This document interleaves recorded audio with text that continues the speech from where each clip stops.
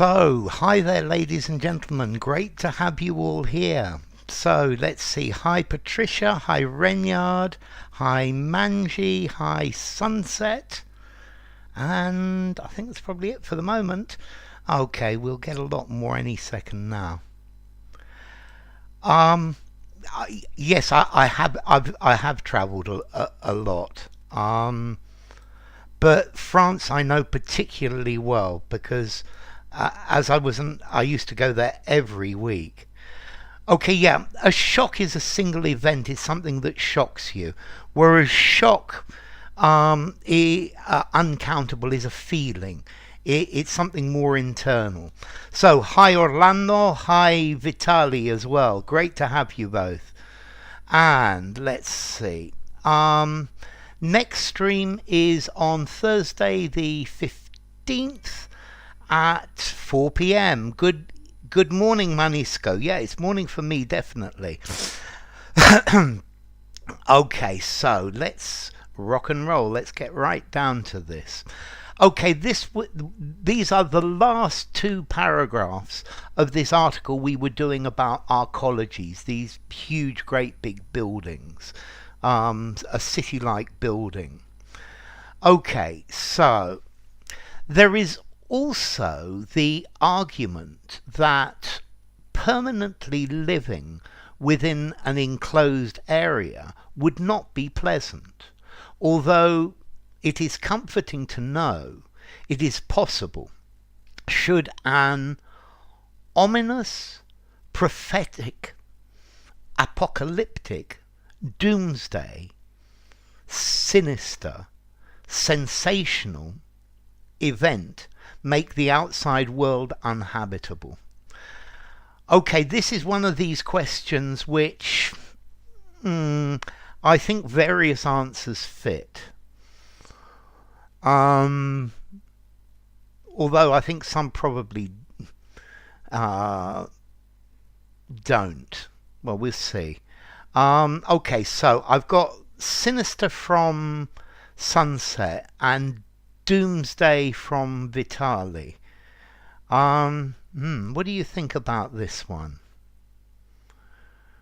Well, we'll see. Let me read it again. There is also the argument that permanently living within an enclosed area would not be pleasant, although it's comforting to know that it is possible should an ominous, prophetic, apocalyptic, doomsday, sinister, sensational event make the outside world uninhabitable. Okay, I like Renyard's comment here. Apocalyptic, basically, doomsday means the same. Manisco's gone for doomsday. I think both prophetic and apocalyptic fit. What do you think's maybe the difference between apocalyptic and doomsday? Let's see. I think ominous is talking about something in the future. That black cloud looks ominous. The future looks ominous. Patricia's gone for sinister or apocalyptic. I think something that's sinister, a sinister event. In my opinion, sinister is my third answer. I think it's probably the third best answer. Because sinister, it gives the idea that somebody has evil in mind, that somebody's doing something that's not right. Exactly, Renyard. I love that, Renyard. Doomsday is more about the final day of humanity. That's very good. Manji sticks to apocalyptic. Doomsday means the end of the world, and that's why it's not my top answer. Yeah, because doomsday to me gives the idea that everything is destroyed. Yeah, and this is only saying the outside world is uninhabitable. Apocalyptic is more mysterious. It's less definite. Yeah, I think apocalyptic, I agree with you, Patricia. It gives us the idea of what what we imagine, our imagination. And sensational, well, sensational. Okay, Orlando. Doomsday only works as a noun, but a doomsday event, this would be a noun-noun collocation, as in, yeah, a kitchen cupboard. That would be a good example. Yeah, a doomsday event. Yeah, an event of doomsday proportions. So, in my opinion, the best is apocalyptic.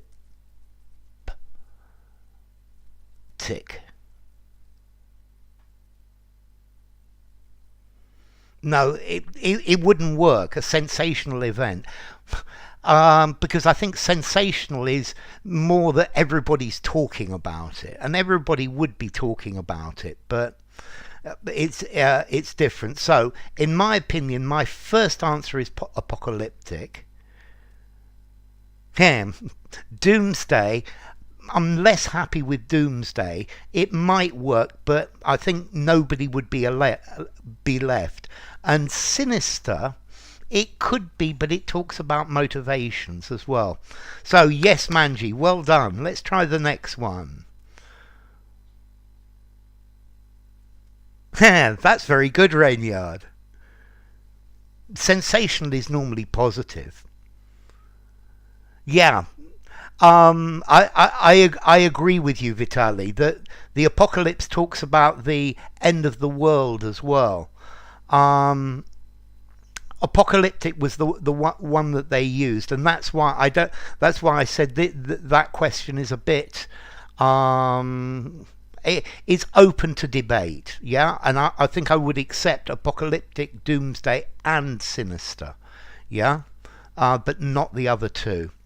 So let's try the next one. I would never say something cannot be built, concludes Anszperger. It can be built, but there needs to be an vision, imagination, picture, chimera, reverie, intuition, and a need for it. So, good morning, Ronan. Lovely to have you. Okay, it looks like this one's going to be a landslide. I began this article ages ago, Ronan, and this is the very, very last one. This is the very last question. A reverie is like a dream where you go off into a dreamlike state, yeah, and you start thinking about, oh, how wonderful it was yesterday while I was sitting in the park having a picnic, yeah. It's like a dream where your mind goes off into a dream. Okay, so Manisco, doomsday would work, but I'm happier with apocalyptic. Yeah, doomsday is okay, and sinister is okay as well. So we've got vision from Vitali, from Ronan, from Sunset, from Manji, from Patricia, from Renyard, from Orlando. Like to wool gather, yes, that's it. From Bookworm, hi there, Bookworm, great to have you. Okay, so let's look at this. An intuition. Intuition's this feeling that something is right or something is wrong. A reverie's like a pipe dream, yeah, where you just go off, your mind goes off. An imagination. No sound again, sorry, Patricia. Okay, so an imagination. I would say there needs to be imagination without a picture. It's too general. A chimera is something that you try to get, but it's impossible to get. Yeah. So I don't know. I think maybe world peace is a chimera. It's something that we try to get, but we never achieve it. It's something that you can see and you can imagine, but you never get there. So right answer, a vision. Very definitely. There needs to be a vision and a need for it. And that is the end. So let's see. The next article we have is the weird way language affects our sense of time and space. A mythological creature, absolutely. Imaginary. It's an imaginary goal. It's something that you try to get, but you're never going to get it. So, for example, the alchemists were seeking the chimera of turning lead into gold. Yeah, it's an objective that is just impossible. Yeah. Part eagle, part lion, part snake. Thank you very much, Bookworm. That's very good. I love the symbologies of the different parts. So this next one's about how language, about wonderful things. Yes, a reverie. Exactly, Patricia. So now let's try the first one of a new article. It'll probably take us a couple of months to do. So the languages we speak can have a surprising effect, impact, force, consequence, jolt, blow, brunt on the way we think about the world and even how we move through it. I like that word mirage, Patricia. That's very good. Okay, so this one, it looks like it's going to be easy. So what about this word brunt? Yeah, brunt. Normally the brunt.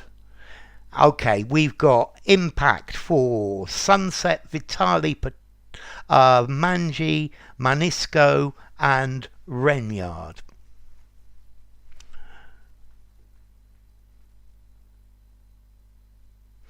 Orlando's gone for consequence. That's quite interesting.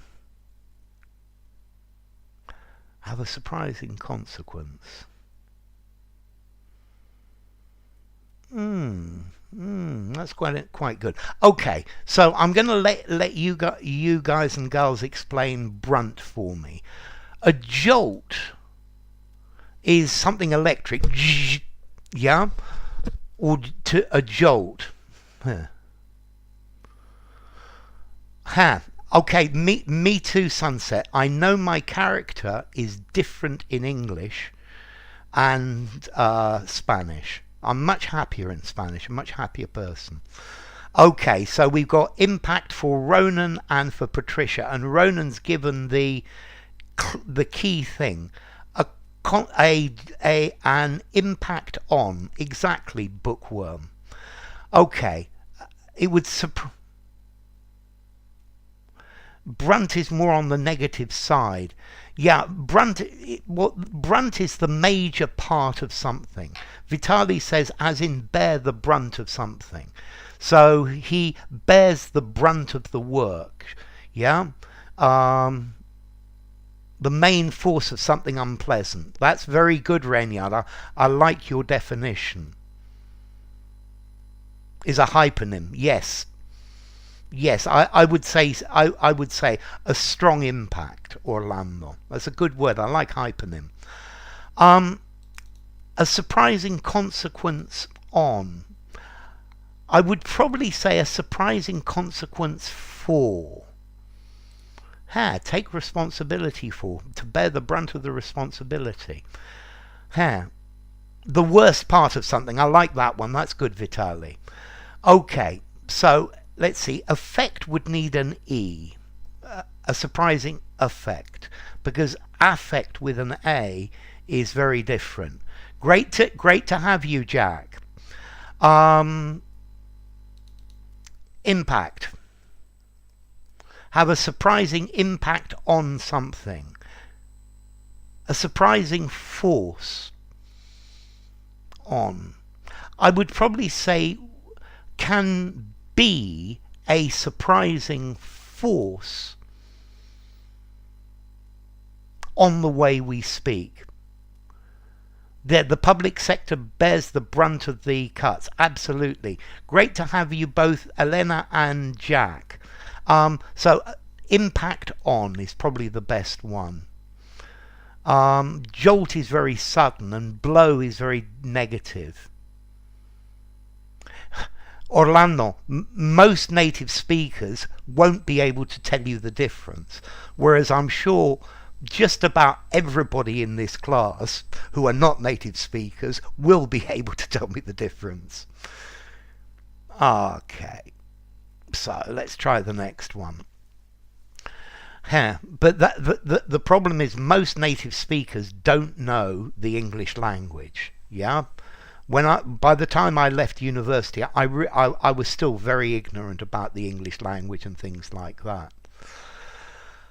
Okay, so if you were asked to walk diagonally across a field, would you know what to do? Or what if you were offered £20 today, or double that amount in a month? Would you be wanting, willing, lenient, complacent to wait? Women bear the brunt of family tiffs. I love it, Manji. It's unfair and sadly true. Okay, so we're starting to get some answers through. Would you be wanting, willing, lenient, complacent to wait? So we've got some. Let's get a few more answers before I go.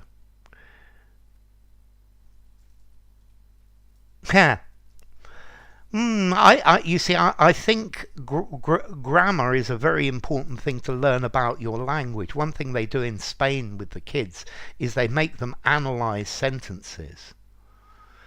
Take on the roughest blows, assume the most difficult part, bear the brunt of. That's very nice, Patricia.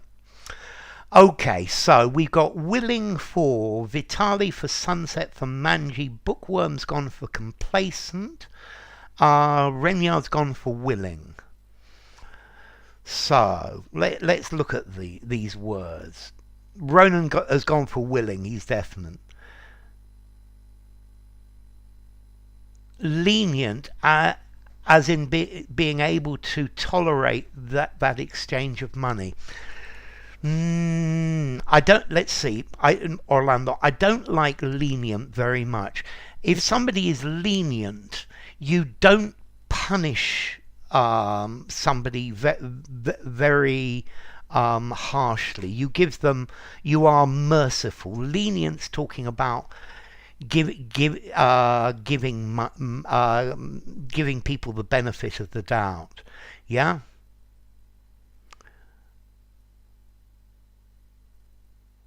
Yeah, it's got to be interesting. For me, Ronan, I normally look at articles. I've had this article waiting for about two or 3 weeks because this one interested me. Yeah, it's C3. It's definitely C3. So lenient doesn't work. If you're complacent, means obliging. Yeah, you try to, as Vitali says, if you're complacent, you don't take action. Yeah, you just let things be. If you're complacent, you're lazy. You rest on your laurels. You're happy about the situation. Would you be wanting to wait? Woof, I'm not very happy with the grammar. Yeah, because this is I would say, would you want to wait? And Patricia's gone for willing, and so has Jack. So, would you be willing to wait? Absolutely. Willing. Would you be willing to wait? It's what we're here for, Orlando. Okay, so the next question I think is quite interesting. But I'm talking about the content. Willing, bookworm, yes. Ready, willing and able. Yes, ready, willing and able, sir. Okay, so let's try this next one. And how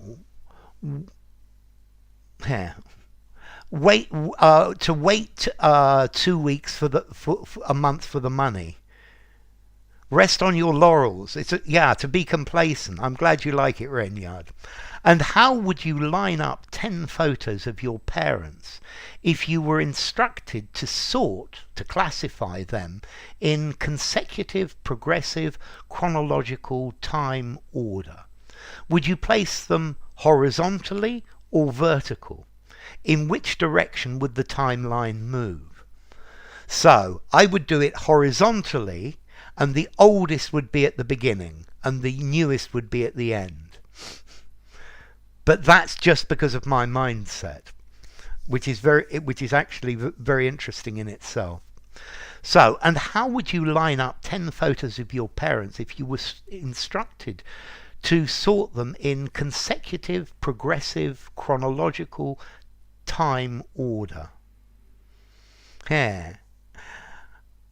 Okay, so in consecutive order, but consecutive means one thing comes after the next. So I worked for 3 consecutive days. Progressive order. Progressive. No. For me, progressive is more like an idea. Yeah? In time order. I would probably say in order of time.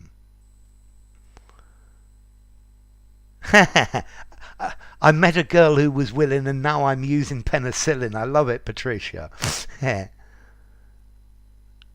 Yeah, consecutive, it's as it specified the timeline. So we've got chronological for Sunset, for Manji, for Bookworm. For Nadiza, great to have you, Nadiza. Goes for chronological. Chronological for Vitali, for Renyard, for Jack, for Ronan, for Orlando. Okay, I agree. Consecutive can't be. Consecutive is one after the other. Yeah, I got 3 consecutive questions wrong. Contiguous, consecutive, contiguous, touching each other. I love it. Consecutive, one after the other. Chronological order. Progressive is from a state of imperfection to perfection. That's good, Jack. Yeah, a boy matures to a man. This is a kind of progression. That's great, Jack. And Patricia goes for chronological. It's great to have you, Nadiza. So chronological is definitely the answer. Chronological, not time. Yeah, you are progressing very definitely.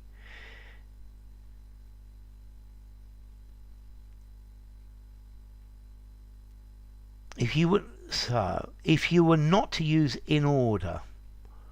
Okay, yes, yeah, in order. Yes. Yes, that in chronological, in adjective. I get it. I get your question, Orlando. Yes. To order chronologically. Yeah, without that in.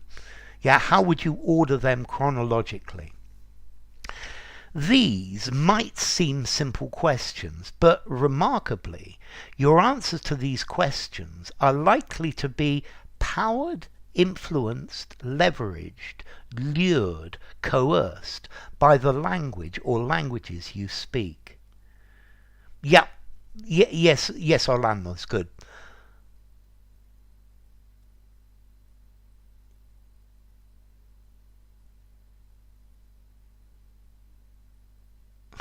Okay.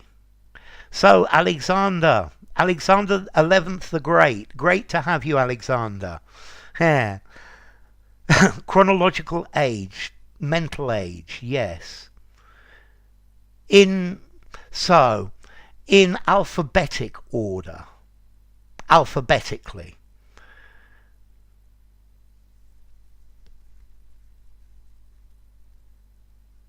Yeah, Nadiza's right. I like what Nadiza's said. Yeah, if you take out the in and the order, then it would be appropriate to use the adverb to sort chronologically, to sort alphabetically.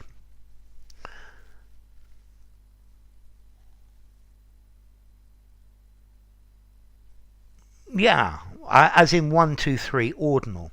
Okay, so These might seem simple questions, but remarkably, your answers to these questions are likely to be powered, influenced, leveraged, lured, coerced by the language or language you speak. That's very good, Nadiza. I like it. Thank you. Okay, so we've got influenced for Vitali, for Bookworm, for Sunset, for Renyard, for Manji, for Ronan, for Patricia, for Jack as well. As determined, influenced, as in determined one way or another. Okay, so to lure is to tempt. Yeah, so I was lured by the city lights. I was lured by something that turned out to be true, to be not true. If you lure something, you trick it, you attract something. When you go fishing, you use a lure to catch the fish because they're lured. To coerce means to forcibly make somebody to do something. Yeah, so I was coerced into going to this party, but I didn't want to go. To be powered. This is talking more about energy. Yeah. Leverage. Leverage is talking about using something to make something more efficient. No, definitely influenced. Allure is a bait. Yes, influenced. Okay, so you're likely to be influenced by.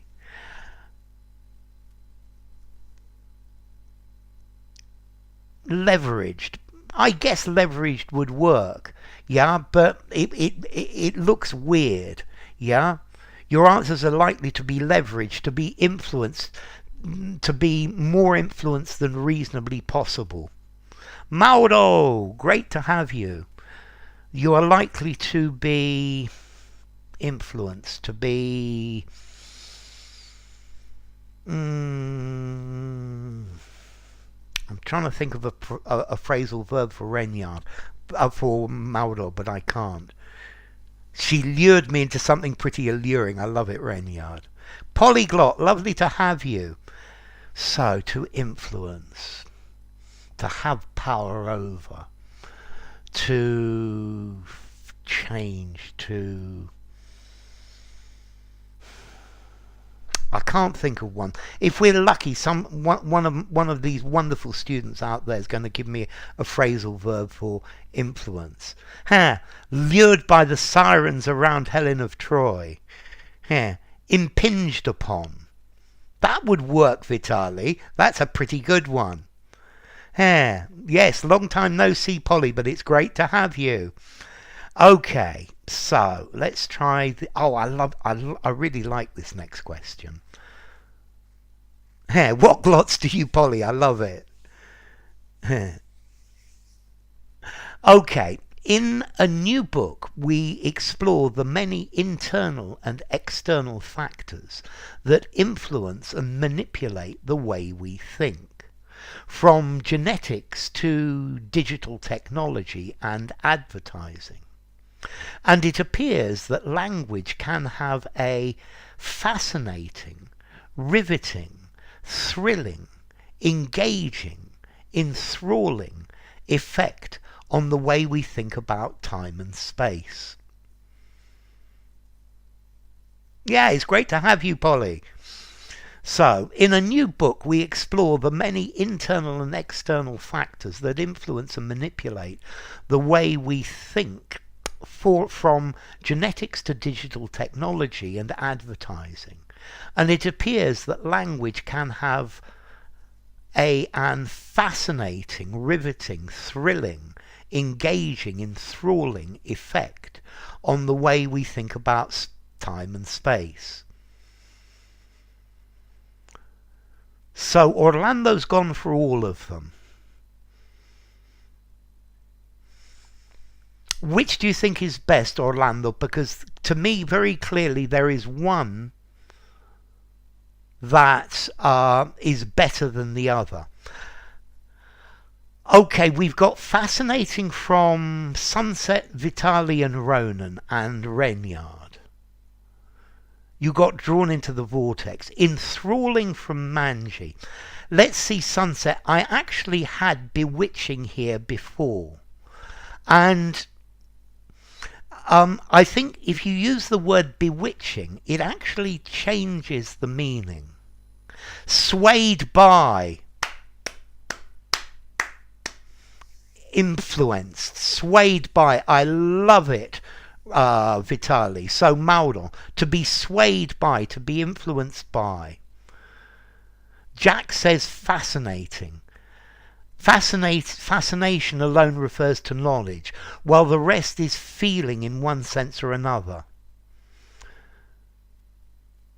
Would enthralling. It would sound alluring and rather poetic. Okay. It depends what they mean.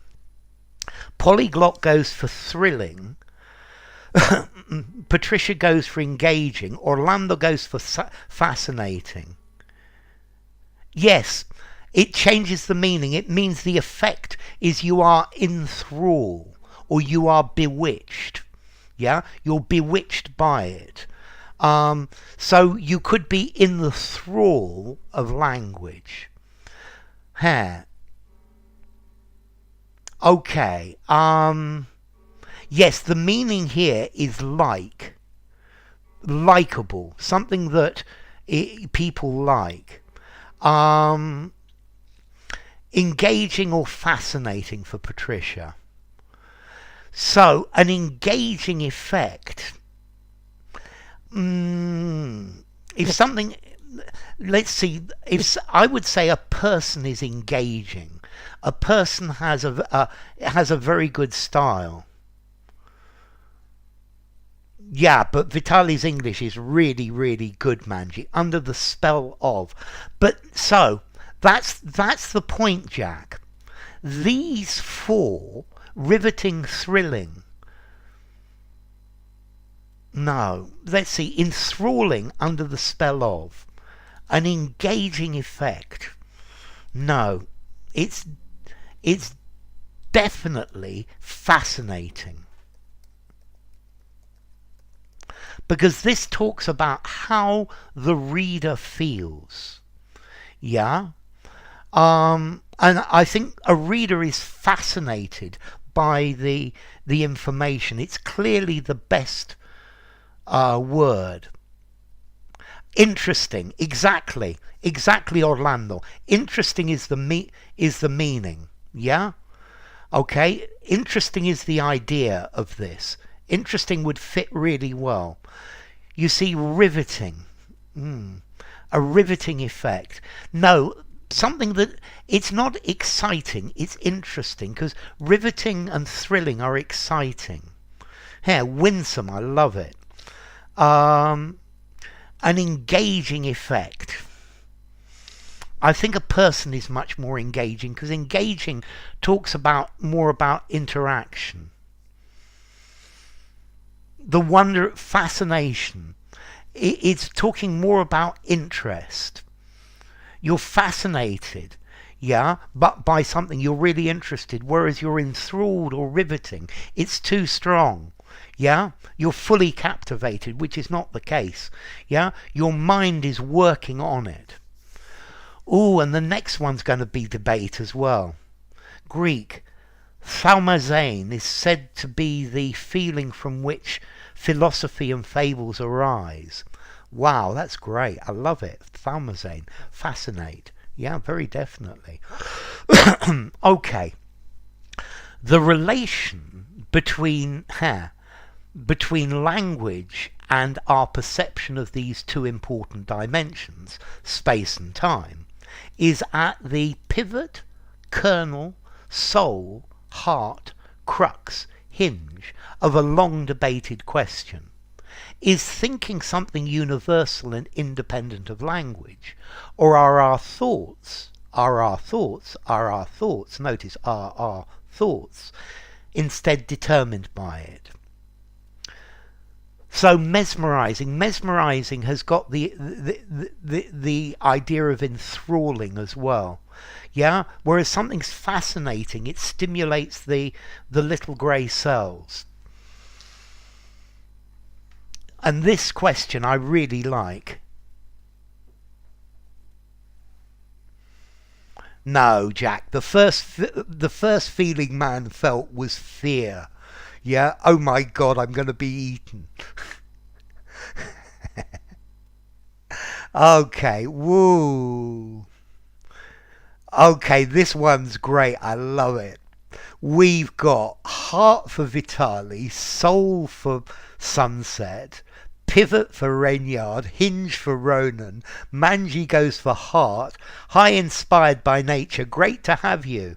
So, it's probably very early morning in the USA. Thuma as the root. I'll have a look for Thuma.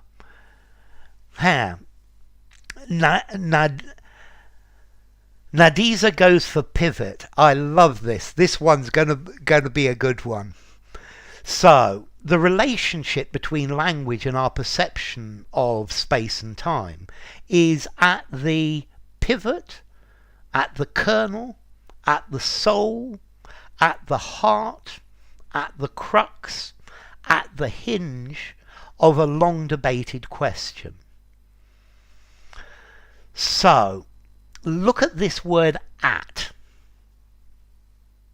5:06 a.m. It's got to be early, I knew it. Great to have you, inspired by nature. So, I would say a pivotal question. But at. I agree with Reynard about a pivotal question, but look at that at. Pivotal means crucial. Patricia goes for soul. Okay, that's very good, Jack. I like it. He didn't feel fear in Eden. Okay, Vitali's gone for the collocation, which is pretty smart. Okay, let's see. I'm gonna start answering these. So firstly, I would say pivot and hinge are probably the same. And I would say is the pivot of, the hinge of a long debated question without a. Good. Oh, sunset has gone.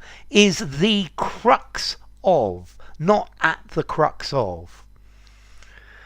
Is the kernel of. The kernel is the center. Yeah. And I would again say is the kernel of a long debated question. Mohammed's gone for soul and Patricia's gone for crux. I'm not happy with at the crux of. Is the crux of the matter. So the pivot of the question. The kernel of the question. The crux of the question. The hinge of the question. The pith of. I love it, sunset. So is it heart or soul? I think heart is a better meaning. A kernel of truth, yes. Okay, but so let's see, is it the soul of? Soul is more religious. Yeah, is more metaphorical. In the Center of Darkness, it's a brilliant novel. Yeah, Apocalypse Now. The original's really good. Smooth goes for at the heart of. Yeah. This article's going into philosophy. If it's philosophy, then it's at the soul of. Yeah. But the right answer here is at the heart of. At the heart of. As Vitali said, heart, at the heart of is a very common collocation. At the center of. Okay, let's try one more and then we're going to stop. Center of darkness, no. Heart of darkness. Heart, yes, heart has the idea of core. Yeah. One second.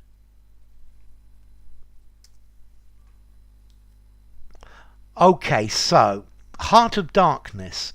Yeah, it's by Joseph Conrad, and it's the same story as the film Apocalypse Now. Okay. At the heart of a debated question. That's it, Nazida. Yeah, they're trying to convey the idea of centre, Orlando, very definitely. Okay, so few researchers today believe that our thoughts are entirely shaped by language. We know, after all, that babies and toddlers, tiddlers, minors, rugrats, youths think before they speak. Okay, I think this one's going to be easy. Yeah. The oracles and ventricles, heart and soul, metaphysical. Yeah. Okay, that's very good, Patricia.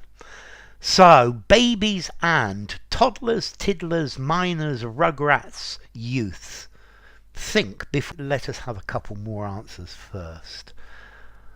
Yeah. So, babies and toddlers, tiddlers, minors, rugrats, and youths think that before they speak.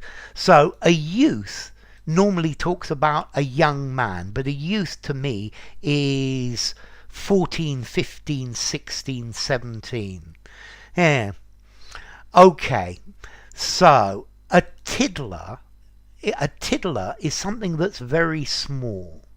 Yeah. Particularly if you're fishing, you catch a tiddler. Yeah. A tiddler is very small. A minor is somebody under the age of 18.